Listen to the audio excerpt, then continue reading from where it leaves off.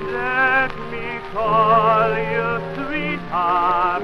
I'm in love with you.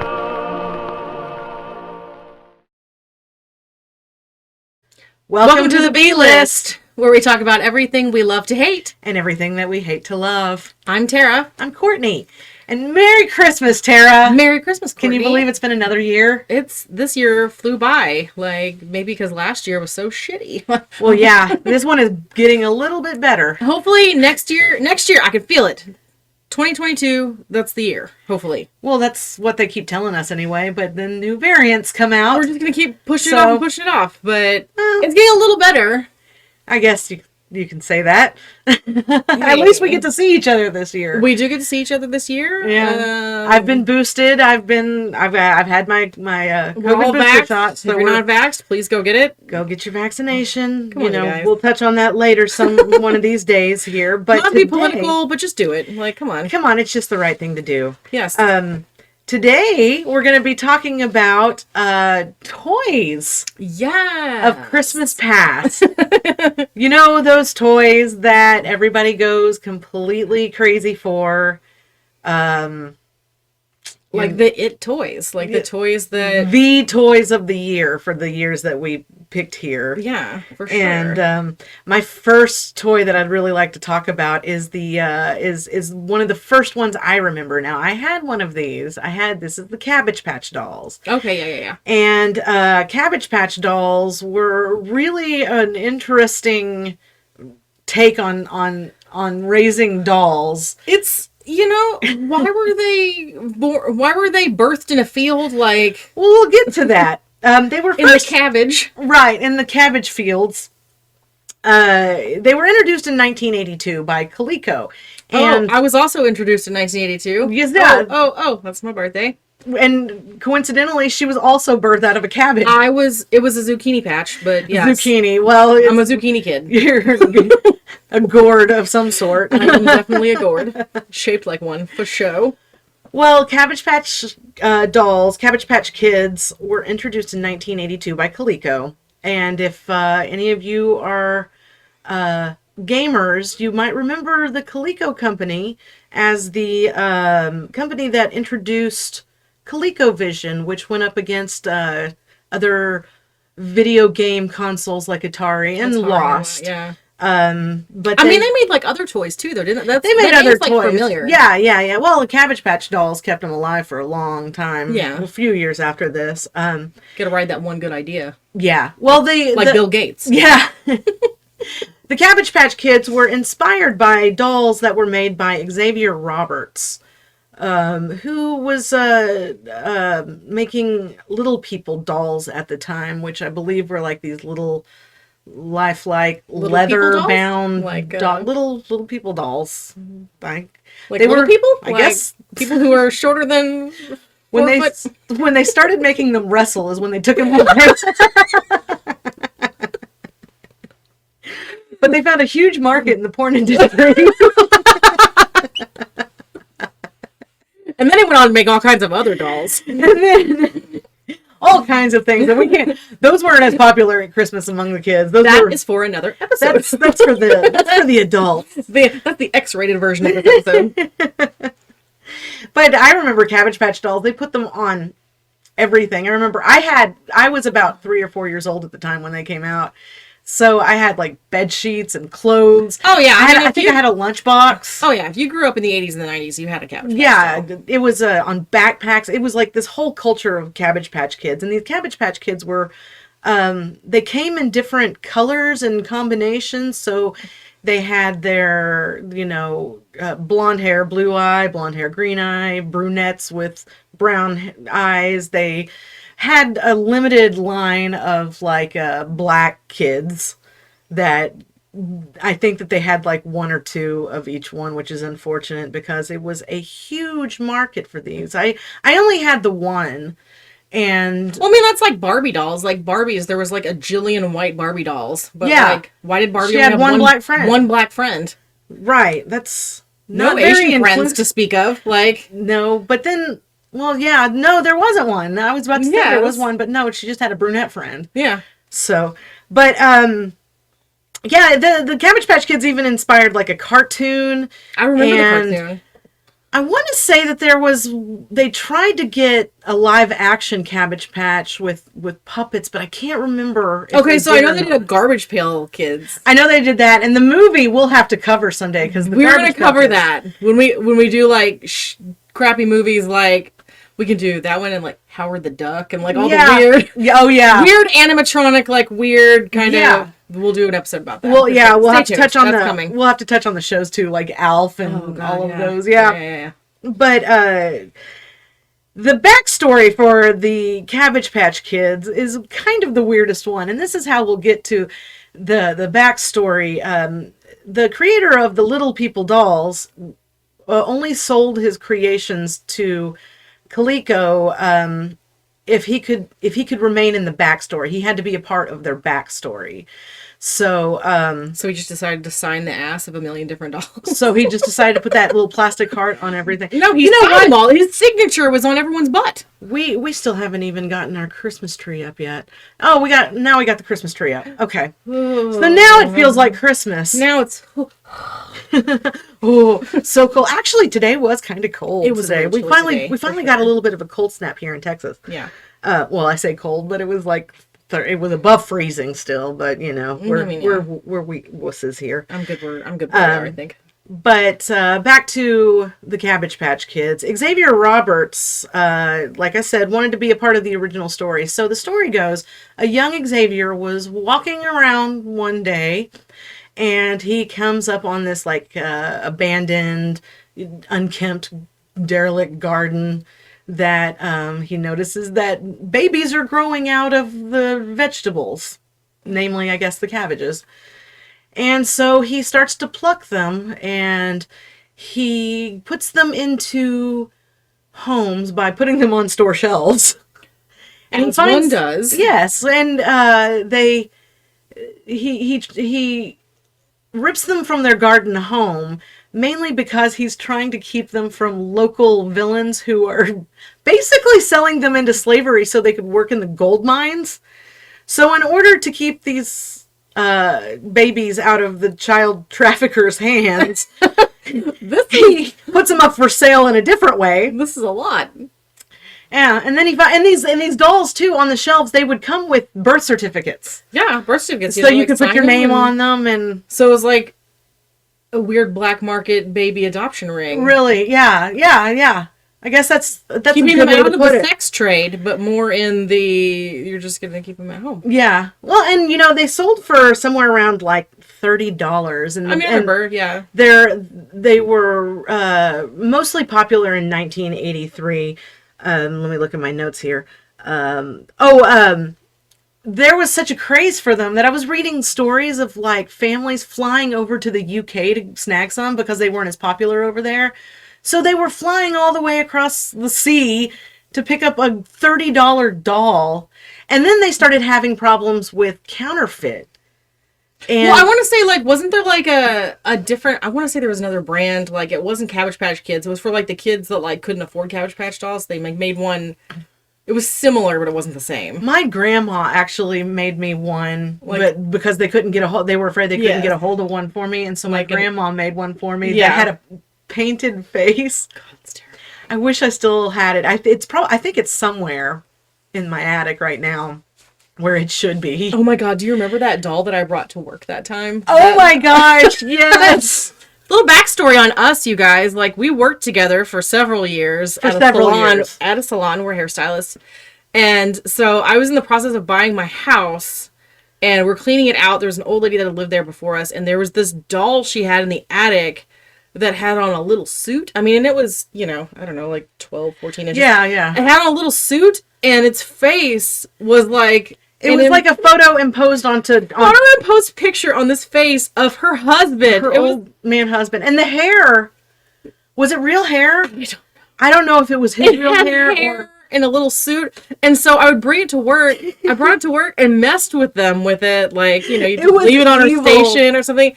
And we were like, do we like hire a young priest and an old priest, and like, do we burn some sage? I think you need to bury that. Like, we didn't want it in. I think I just throw the dumpster in the back, honestly, like taking the trash out. But it was like bad vibes coming off this doll. It was weird. It was the thing that horror movies started with, like this doll with a photo. It had a man face. It was a man face. Yes, not a Cabbage Patch. It was not a Cabbage Patch doll, and it was a lot more. It was terrifying than what my grandma made me. Yeah, my grandma at least. My grandma at least painted some cute little eyes and little blush on her. Little chickies. But back to the Cabbage Patch Kids. When Coleco went bankrupt, Hasbro and Mattel tried their hand at selling the dolls, and they just weren't as popular. In 1984, they introduced, you remember the Cabbage Patch Preemies? And they were these little tiny dolls? Little ball-headed babies that, like, yeah. And they upped their sales just a little bit, but after that, it just kind of downward spiraled. But I think it was 1985. By 1985, they had sold like 20 million dolls worldwide. It was crazy. It's a lot of dolls. And for people to be flying out and getting dolls in other countries was just a crazy fact to me. Especially whenever they were picking up counterfeit dolls. Yeah. And the counterfeit dolls, they actually had some fires, like not started, but they were highly flammable because they found that they were stuffing these counterfeit dolls with oily rags. So it would get next to candles and kerosene meters at home. Some poor kids like nuzzling some dirty rag doll. But yeah, so that was probably the first toy craze that I remember in my lifetime. Now there may have been more before that, but I think that's the first time I was like, man. I remember I had a couple of Cabbage Patch dolls. That was a big deal. I looked like a Cabbage Patch doll too, because I was a chunky little round. I'm still a chunky round thing, but I had the round face. For sure. Yeah, I looked like my doll. Okay, so since I'm gonna rearrange my notes because this one kind of goes. Okay, so I don't know if we're not exactly the same age. The Hug-a-Bunch dolls. Did you have a Hug-a-Bunch? I think I might have been a little old for it. What year did those come out? So they were created by Parker Brothers in 1985. Well, no, I wasn't old for it then. They were cloth dolls, like, you'll have to find pictures. They were cloth dolls, but they were like, almost had like that fake fur, and like, they were fuzzy. I do remember those. Yes, I did. And they had like, they didn't have yarn hair like Cabbage Patch Kids. They had like hair, like Barbie hair, like synthetic hair. Yeah. And they were, like medium-sized dolls. So their backstory, the titular characters lived in Hug-a-Land, much like the Cabbage Patch Kids. So it was like a ripoff. They were neighbors. They did not live in they weren't getting plucked out of a patch somewhere or something. No, that's weird. Mm-hmm. They were still sold off. So. Yeah. And they made a smaller doll after. So, like, when they didn't come, like, the preemies weren't sold separately, they were sold with them. So, like, you had your Hug-a-Bunch that was holding a tiny doll with it. So, and they were called... I seem to remember having some of those that had little clamp arms. Yes. Okay. And you could, like, clamp them on your stuff. Yes. Yeah. They were called Huglets. Huglets. I remember that. Yes. Someone was not thinking, I don't know, they're called Hug-a-Bunches. They live in Hug-a-Land. They have Huglets. I remember that, yeah. There wasn't a lot of brainstorming. Didn't they have, like, little shiny diapers? Yes. I remember that now. Yes, and they had, I'll have to the find purple one had, like, a purple diaper and purple hair and purple eyes. Like, they were all very coordinated. I did have that. I just forgot about that because I love my Cabbage Patch doll so much. So, they did not have a TV show or anything like that. They did have a movie in 1985. Okay. The Hug-a-Bunch movie, 1985. The budget was $1.4 million, and it was the most expensive made-for-TV movie ever at that time. That's crazy. And the premise is super sad and morbid, and it's like a ripoff of Alice in Wonderland, you guys. So in the film, the girl goes through her mirror, a la Alice in Wonderland, to Hug-a-Land to find a way to keep her grandma young. Because her grandma's old and dying, and because apparently her grandma is the only one who knows how to hug. What kind of crap family did she live in where her grandma was the only one who hugged her? That's so sad. It's so sad. But yeah, it's like, So either you go for Xavier Roberts, signing everybody's butt and getting them out of a vegetable garden, out of a vegetable, plucking them from a perfectly happy garden where they're just growing, where they could have worked a happy long Some life. farmer is like, someone stole my damn. Where's my baby? Where's my baby? My baby. Where's my baby? Dingo ate my baby. It wasn't a dingo. It was Xavier Roberts. Or you got poor kid going in through the mirror and like there's no talking caterpillar. She's just trying to keep her grandma from dying. Oh, like that is what does that have to do with dolls? I don't understand. That's so sad. But yeah. So that's my first one. Oh, well, cool. Yeah. Let's see here. Oh, my next one is the next year after Cabbage Patch Dolls, is the Teddy Ruxpin.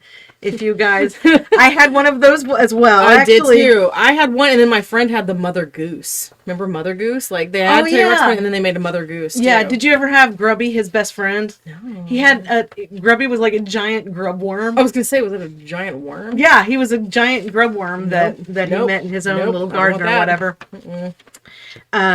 Let's see. Well, Teddy Ruxpin was created by Ken Force or Force. I'm pronouncing that all kinds of wrong, I'm sure, but you guys will let us know. He had previously worked for like bigger companies like Atari and did the animatronics for like Disney and Chuck E. Cheese.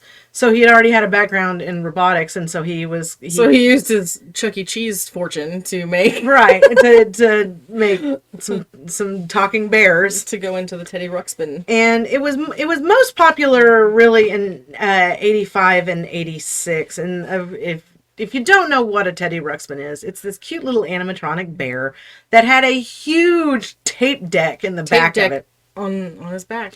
And they played cassettes that would they were actually really innovative. One would have the audio track in it, and it would also have it would have two, like I said, two tracks. The first one was the audio track. The second was a track that told him when to move his eyes and mouth along with the story. And every cassette tape came with a storybook that you could read along and everything. And I think the parents really loved this toy because they didn't have to read to their kids. Yes, you didn't have to read to your kids. This is like the downfall of the reading is fundamental, but I don't want to. But let this bear do it. Yeah. And so it was introduced in 85, and Worlds of Wonder was who put it out, but then of course Hasbro stepped in when the popularity started. It's all these like small companies that are like, hey kid, let me take your idea and and so of course Hasbro ran with it as well. It cost around $70 to $80.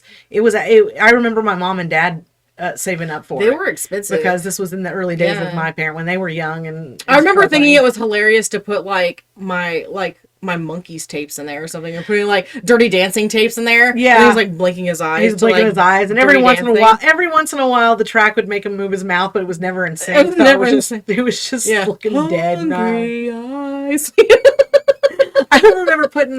Was it my dad's? I think it was one of his Black Sabbath. Yeah, you just think it's so funny. We weren't reading. I wasn't reading. Well, I was always a music kid anyway. I always loved listening to my music, so I would put my music in Teddy Ruxpin. And it was a really crappy little speaker too. It wasn't like it wasn't great. It would clip a lot and be really fuzzy. In the first 30 days that it was on the market, it sold 41,000 units. That's crazy. And in the first year that it was out, it made $93 million.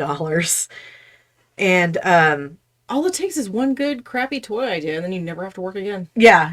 And like I mentioned before, he had a best friend named Grubby, who was a giant grub worm, and you could connect the two to each other, and they could tell the story together. I feel cheated. I didn't have Grubby.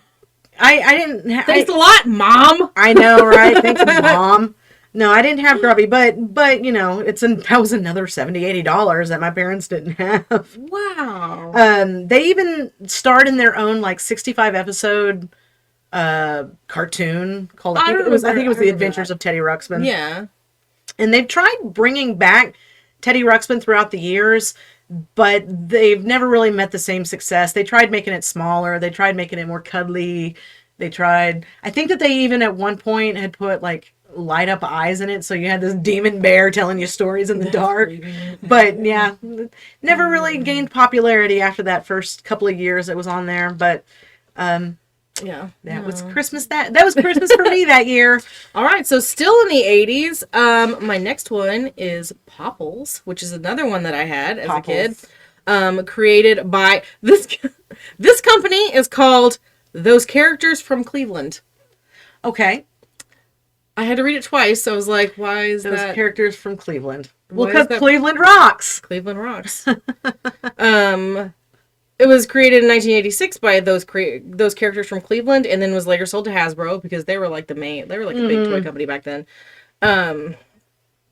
Basically, if you do not know what a Popple is, let me break it down for you. A Popple is a marsupial teddy bear-ish creation.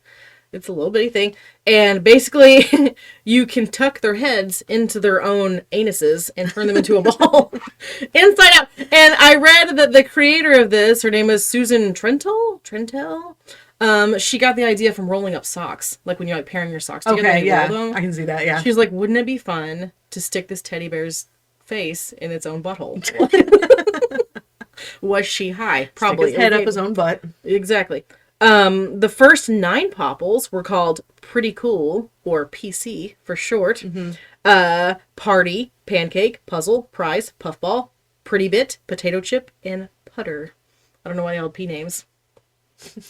Popples. Whatever. And then came Rockstar Popples. Oh. And Baby Popples. My note says, speaking of, remember Jim and Rockstar Barbie? Oh, yeah. Everything was like Rockstar back then. I'm sure now, I mean, I don't know about toys now, but they're probably all like... all of our kids are growing up, so... Maybe they're all like rap stars or something. I don't know. But like Cardi B dolls or something. I think that they're all probably like social media stars now. Back then, though, you would like slap a star on their eye and then they're like a rock star. Now they're a rock star. Because I remember, because Rockstar Barbie came with a tape. Remember it came with like a tape and then like Rockstar, it was her own hits. Yeah. So that was like going off on a tangent. They also had a Popples animated series from 86 to 87 in the US, and they rebooted it in 2015. So like they made more Popples, and they had a Netflix series. You might still be able to see it on there, I don't know, but it was like just like I think it was like a 1 season thing. 1 season. And I remember buying one of my boys a Popple, and he's like, "What is that?" I was like, "You tuck its head into its butt." And he's like, "Sold. I want it." Yeah. Little boy didn't care. Like, I need that. I need that. I kind of want one now. Mom, too. look. He kept like flipping it. Look, his head's in its butt. And I was like, "Yep, that is what it is doing." Awesome. Yep. I remember. Let's bring it up. Let's bring it up a little closer. Well, I say closer, but this was like in the late 90s. I think it was introduced in 1996. But who can forget Tickle Me Elmo? Oh, God. That thing was everywhere. Everywhere. I did not have a Tickle Me Elmo. And luckily, my stepson wasn't very interested in having one around me. I think that he had one around his mom. I think they gave My him one, oldest but he didn't never brought have it over one, hers. but he had like the Potty Elmo. The potty. Oh yeah. I remember. And it came with a DVD. And it in a book. Was it like instructional or? How to poop. No, I mean, it was basically like a DVD. And it like, I think it like played a little song or whatever. And then the Elmo, like he sits on the potty and he like kicks his feet. Like, Does he say anything or does he just? I don't think he talked. It was just, he came Elmo, with a diaper. go potty. Yeah. Elmo, go poopy. Yeah. Rocking a mean deuce. All right. Rocking a mean deuce. But why? You know what? Okay, so like everything's all about Elmo. Like, why Elmo? Like, I don't know. I was always an I want to Oscar. Tickle Me Gordon. Gordon.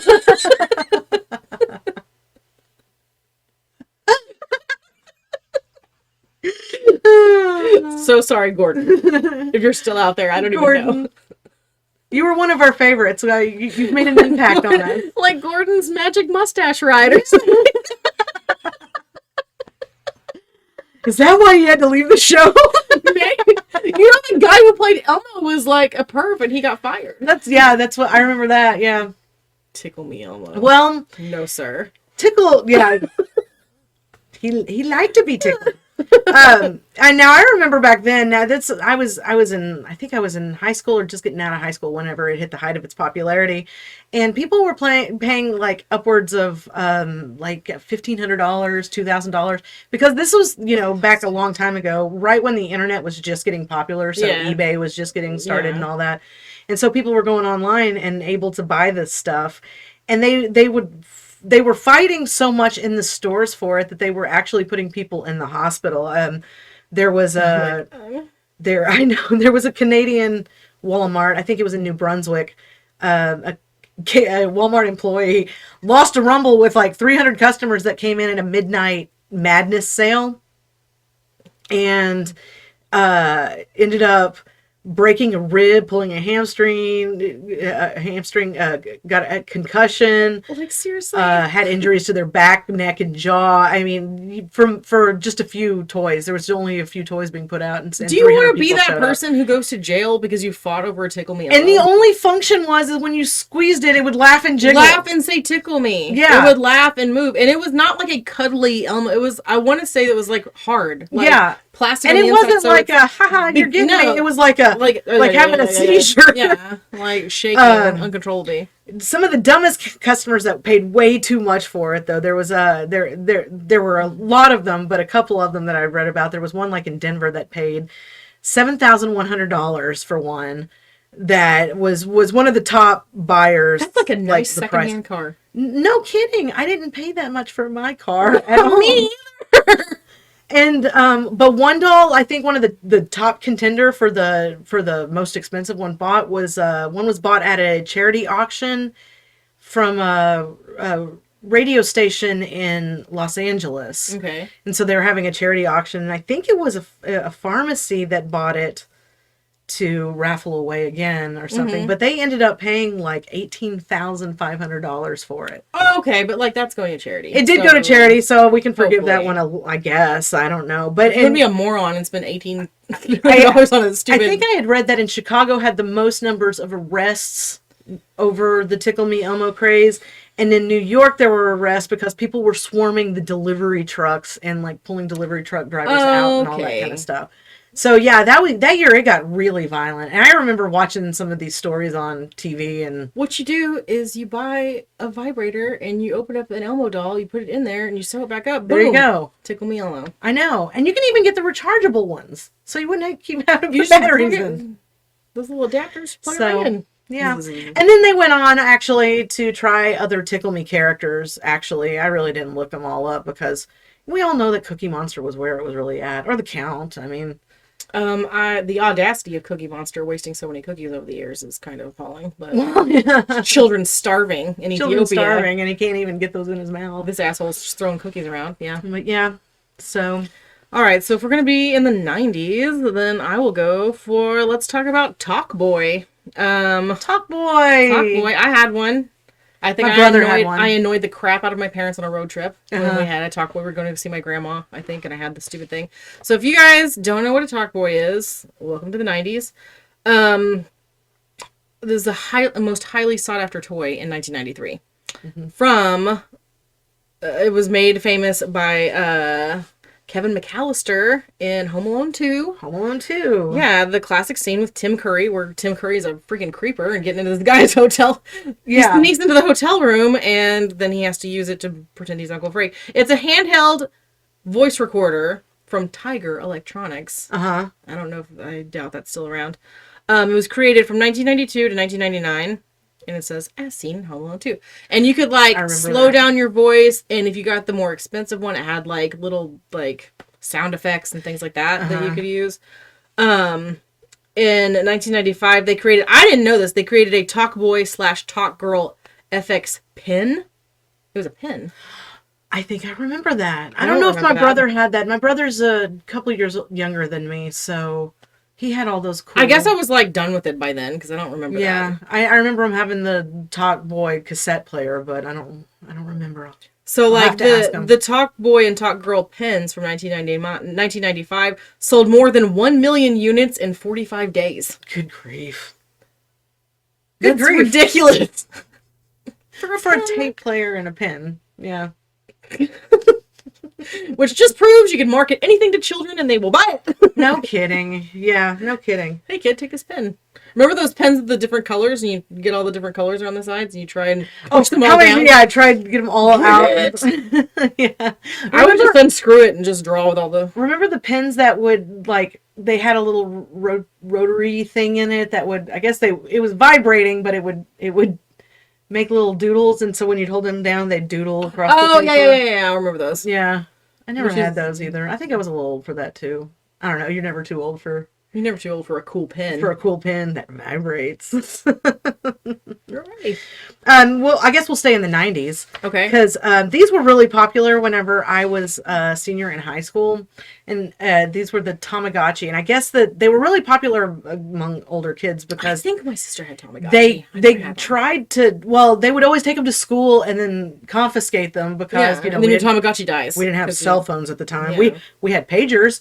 But no cell phones, and so we had these Tamagotchis to keep us busy. I never had one because I kind of thought they were stupid. I think they're stupid. And a Tamagotchi was a digital pet that were... It was like a keychain, like a little... Yeah, it was a little... Like a fob. It was a little egg-shaped with a screen, and it had 3 or 4 buttons on it.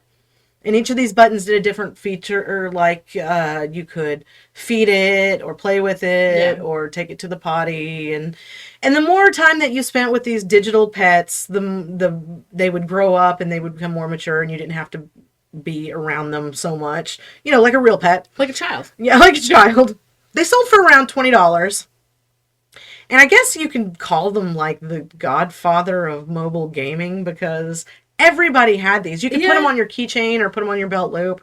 And, of course, everybody got in trouble with them all the time at school because they would be playing with their pet. My favorite thing was when kids in school would get them taken away and then their Tamagotchis would die. Like, cause, you know, they get left in, like, a drawer over the weekend. And then you come back and they've starved to death. And... Right, yeah. And that's what the horrifying teach you thing. Children about responsibility. It was horrifying. They would start out as an egg, and their backstory was an alien dropped them as an egg on Earth. I didn't know there were aliens. And, well, that's what they say. And then, you know, you would raise them through different stages of their life, all the way through adulthood. And they could die. Like, if they got sick and you didn't give them their medicine, or if you didn't clean up their potty mess, they would die after time. This is crazy. It's and then, even if you took perfect care of them, eventually they would die of old age. And they had a little... Wouldn't it be a bummer? You keep your freaking Tamagotchi alive for 3 weeks and then it dies. And then it just dies of old age. I don't know really how... Like I said, I didn't have one, so I don't know how long it would take. But, you know, when they die, all you had to do was get your little pin and just hit the reset button. Yeah. And start all over again. They were originally marketed toward ladies. Well, toward girls. And... Because the responsibility is always on us, It's that misogyny, isn't it? But they did eventually start making them for boys, and they called them digital monsters, which, in fact, turned into the Digimon franchise. So if you've got kids that are into Digimon and everything, it originally started with these digital monsters, which were just boy Tamagotchis, which is... Is Tamagotchi a girl word? It's a Japanese word. Does it mean patriarchy? It means patriarchy, and it means toys that are too expensive that die. It means teaching your children about death. You don't have to do it. But you don't. Here you let go. Let the toy do it. Like Teddy Ruxpin. Right. In the first time for you to learn about death. Right. There you go. In the first 2 years, they sold over 40 million units of the Tamagotchis, and they still sell them. So by March of this year, 2021. They've sold over 83 million units. And throughout the years, they evolved so you could like arrange a marriage between your friend's Tamagotchis and... So you could have Tamagotchis. You know, that would have been grand Tamagotchis. How cool would it have been to be like, I would like to betroth my son to you, and then you're like, we're best friends, and now we're in-laws. Tamagotchi in-laws. Like if you were able to keep your Tamagotchi alive, like from then to now, and they could have kids and everything. And so how do they explain that? Is there like Tamagotchis? They're just like doing it. Like I don't know. I guess they just one day another egg appears. And which Tamagotchi does it appear on? Does it appear on one screen or the other? Does it share, or is the girl Tamagotchi responsible? And the digital monster, goes out with the boys. Yeah, he's just out doing his thing. But yeah, you could get them married and everything. Huh. And but now after time they released Tamagotchi games to like Nintendo Wii and Nintendo DS. So they don't really have a need for the I think you can still get the keychains out there, but once they went to video games, kids started losing. And these? I think that they even have some games available for Android and iOS devices. So you can go out to the Play Store. That's like the Farmville craze and all that crap. I don't need to take care of any crops. I'm good. I don't want to take care of some stupid I don't want to have to ask another person to help me take care of it. Because for a long time on all my social media, it was like, hey, I need to grow some corn. Yes. Does anyone have any seeds? Does anybody can you come water my corn for me? DM me. I'm going out of town and need someone to like harvest my crops. Right. What? No, I'm going on a cruise. My strawberries are going to wilt. No, Joe, we went to high school together. I don't want to help you with your stupid crops. Okay, so my next toy is one that I totally was not a part of. It's just something I read about and something I hated from jump. The Bratz Dolls. Oh, Bratz. Talk about the patriarchy. Yeah. So the story goes into May 21st, 2001. There were 4 original 10-inch dolls were released. They were called Yasmin, Chloe, Jade, and Sasha. I don't like any of those girls. So exotic. Sorry if those are your names, ladies, but I don't like Bratz dolls. They are known for their gigantic eyeballs and very inappropriate dick-sucking lips. Oh. They have those big giant... Yeah. Like they already had their... collagen fills. They got their fills. These dolls had giant lips and the big giant eyeballs that cover like half their head. Lashes for days. Big old arched eyebrows. It started an avalanche of Bratz doll crap, including Bratz Kids, Bratz Babies, Bratzilla, a web series, film adaptations, TV series, discography, which I really want to... I need to get into that and see like... Like, how many albums did they have? No kidding. I know actual musical artists who have never been able to record, and I know, right? You're married to one. But the Bratz dolls get their own albums. Yeah. And also video games, because I don't know why you want to... How do you go see them live in concert? Is it just like hands holding dolls? Like, I got you guys your binoculars. Like, or is it like actual singers who have like giant heads put on them? Big old eyes. Right, like when you go to Six Flags and it's like... Yes. So in 2005, global sales were $2 billion. And by 2006, so that's 5 years. In 5 years, they made $2 billion off these dolls. And in 2006, they cornered 40% of the doll market. They really kind of knocked Barbie down a peg, didn't they? Okay, but so here's my issue with Bratz dolls. I mean, I don't know a lot about it. Obviously, I have boys. I was not a part of this craze. But Barbie, like when we were kids, Barbie was an astronaut. She was a teacher. She was a dog walker, whatever. You know, like she was doing the dang thing. Bratz dolls, what do they do? They just wear pretty heels, and I guess it was the fashion aspect of it. I'm not trying to slut shame, but no, but they were awfully young. They were awfully young to wear that much makeup. That was a lot of makeup. I don't even wear that much makeup now. There were tons of controversy about these dolls, like I said, because in my notes it says tons of controversy because unlike Barbie, these bitches were sluts. They were not sluts. I am going to say, though, that didn't they have a pregnant Barbie? They did, but was she married? She's married to Ken. Did they get married? Or was it? Barbie has 90 jobs. If she wants to have a baby, that's her choice. That's true. That's absolutely true. Don't come after Barbie. They were discontinued and reimagined several times over the years. Most currently in 2021, they released the near replicas of the 2001 editions. So the same 4. Okay. And are they still made up? And yes, I have seen them in the stores. They are still... They got the glitter and the hair and the... All right. It's like drag queens. Like little drag queen dolls. I would like it better if that's what it was. It would probably be more fun and instead of catering to what I mean. And their bodies. I don't know if you've seen them. Like their bodies are so tiny. They're not. I mean, Barbie is disproportionate. Obviously, yeah. No one has that figure, but Bratz dolls have even smaller bodies and like gigantic heads. Like so now we all just have to have giant heads. I guess so. You had to have a I'm finally part of the 15-inch waist and a I'm in the A-list now with my giant head. Well, the last one that I'm going to talk about tonight is Furbies. You remember the Furbies? I think those were a little bit. Those were closer to the late 90s. I think that it was in 98 that they came out. Those were creepier than Teddy Ruxpin. They were really creepy. My mom and dad got one as a joke that they found at a garage sale. They go off without... It would just pop off and talk all the time. They just talk to you without even touching them. Now, for any of you that don't remember what Furbies were, they were these little furry animatronic dolls again. They kind of remind me of almost like Gremlins, like almost like a... Yeah, like Gizmo. Almost like Gizmo. Yeah, like they were kind of a cross between... But they had like a beak, right? Yeah, they were a cross between like a hamster and an owl. You know, if you just... In atrocities from nature. Like if a chicken and a mogwai had a baby. Right. You'd have... Chogwai. A chogwai. Name Mogican. Name Gosman.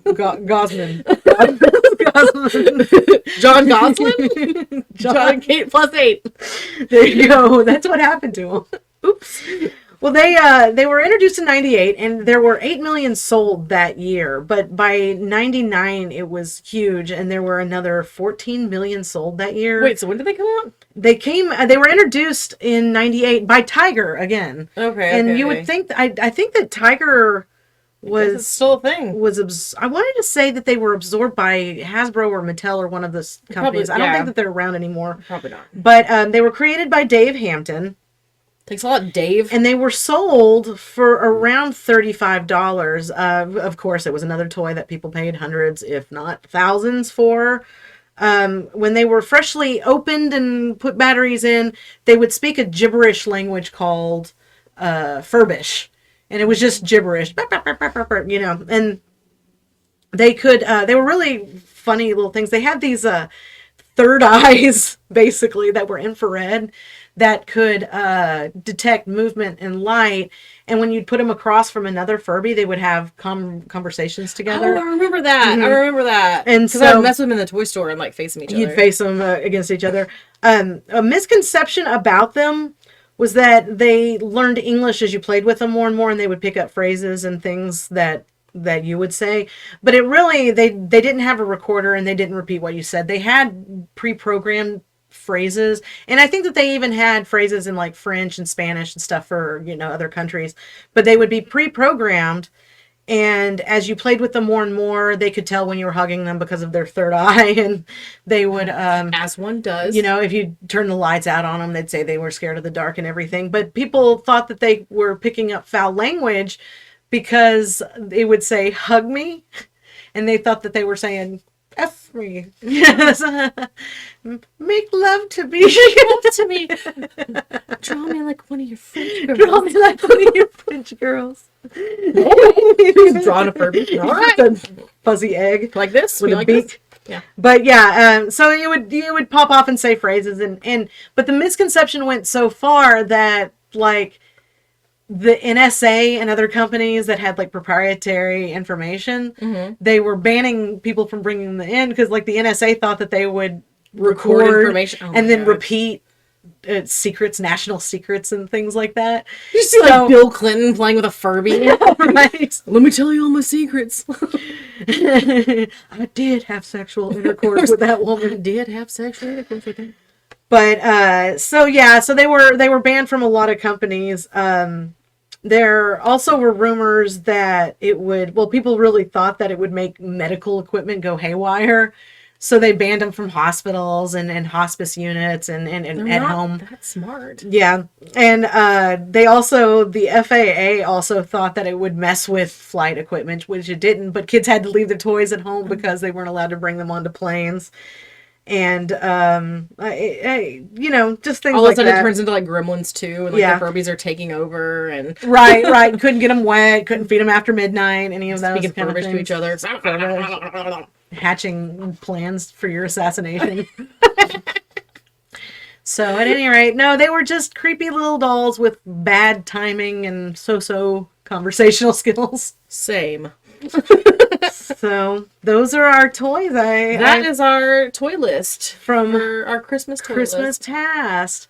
So yeah. So yeah. I guess we're just waiting to see. I don't know if they're gonna have a big toy this year or not. I have no idea. My kids are so past that it doesn't. I've been giving cash to my kiddo for years and years. Video games have ruined everything. Video games. Video games. Thanks a lot, Xbox. Thanks a lot, PlayStation. Right, but then again, I like to game a little bit too. I mean, yeah, but like it's just not the same. Like kids don't. I mean, I remember having. So here's my spiel. I remember having like Nintendo and all that stuff when I was a kid because it was popular. It came out when I was young. But we would play it for like an hour and then we'd be like, okay, like let's move on and do something else, you know? Kids will literally sit there for like 20 hours and play a game. Well, I can attest to that though because I'm one of those kids. I've had to stop my 9-year-old from playing because I'm like, dude, your eyes are dry and bloodshot. You have to quit. Can you blink while you play? When I'm not with you, Tara, I'm usually here playing like I love sandbox games. Like just promise me you'll blink. Yeah, I know. I should have your husband spray your eyes down every couple minutes. I look like a raisin because I'm so dehydrated playing Fallout or haven't peed in 5 days. Any of the Elder Scroll games. I'm just out there playing forever and ever. But yeah. But I'm kind of thankful though that there aren't really any more of those. I say that there aren't any more, but just watch. There'll be something one of these days that people are going to die for. There's going to be a stampede. There's going to be. So they can all have that. I'm glad that my kiddo's grown and I don't really have to do that anymore. I'm waiting for any of that stuff anymore. So yeah, that's our Christmas episode, you guys. Hope you guys have a great Christmas. Yeah, absolutely. And we're planning on having a pretty good New Year's episode for you guys too. So you guys stay tuned and like and share and subscribe and talk about us with your friends. And leave us nice comments. Yeah, lots of comments about how beautiful we are. How tiny and thin we look. Yeah. Like, I mean, nice. It's a new year. It's a new year. Let's be nice to each other. Everybody love everybody. We've had such a crappy couple of years. It's time. It's time that we start, progressing in society. If you're gonna be a troll, just turn off your computer. We don't need to hear. No one needs to hear that. I do enough trolling for all of us. So. I am a troll. I live under a bridge. Well, yeah, that's where we podcast from, is right here under a bridge with our pretty Christmas tree. So we are the podcast trolls. So anyway, all right. We'll see you guys. We'll see you guys next time. Have a great one. Have a good one. We love all of you. Stay safe. Bye. Let me call you sweetheart.